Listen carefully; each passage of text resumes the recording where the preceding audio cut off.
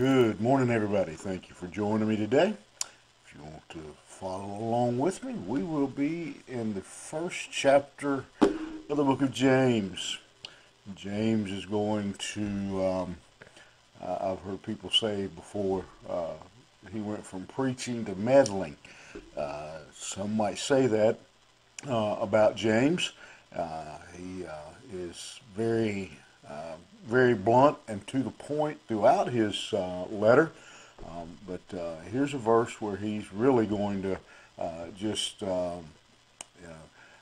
if someone was standing there, they might say, "No, James, go ahead, just tell us what you really think." As he says in verse 26, "If any man among you seem to be religious, and bridleth not his tongue, but deceiveth his own heart, this man's religion is in vain." James, again, very straightforward, very much to the point, says, I really don't care how much time you spend in church on Sunday. I don't care if you went to Sunday school, stayed for preaching, you know, and went to Bible study Sunday afternoon. Went back to another Bible study or a Bible class somewhere else. It doesn't matter. He says that's not what's matter. If all of that time in religion didn't change who you were on Monday, he says it's useless. He says, religion should be your relationship with God, your Christianity should be practical. It's something that should actually play into our day-to-day life. Our relationship with God should show in our day-to-day relationships and interaction with other people.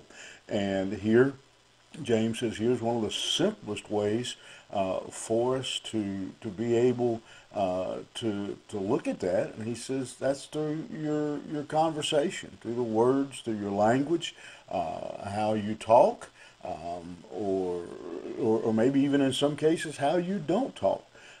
There's plenty of indication in Scripture that not only is there condemnation for lying and slandering and gossip and all of those things, but when we don't step up and say the right things, when we don't speak up for the Lord, when we don't defend a brother who is being wrongfully attacked, those kinds of things. He says our conversation should reveal. He says if you don't, he says you bridle your tongue. You are in control of your tongue. It's interesting comparison to what he had said earlier when he compared the tongue to the rudder of a ship, where the rudder controls the ship. The rudder determines which direction the ship goes in. But here he says a man who is right with God, he controls his tongue. He's in control, not the other way around. That he masters his conversation. Second of all, he says to us that if we don't do that, he says we are just deceiving ourselves. That we are we're lying to ourselves. And the interesting thing about that, to me, is he says if a man claims to be religious, but he doesn't control his own tongue, he deceives his own heart. And what's interesting is that he deceives his own heart, but everybody else around him knows.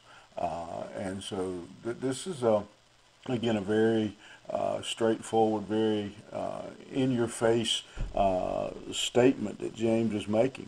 He's telling us again and that's the whole nature of the book of James. It's a book of wisdom, but it's also a very practical book.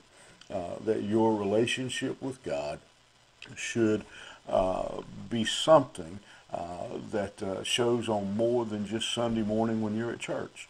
It should be something that's very practical that shows up at work, shows up in our home, shows up in particular in our conversation.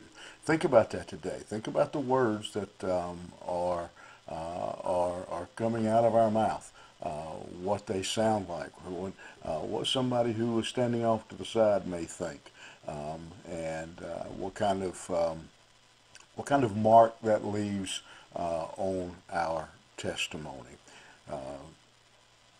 Sobering thought.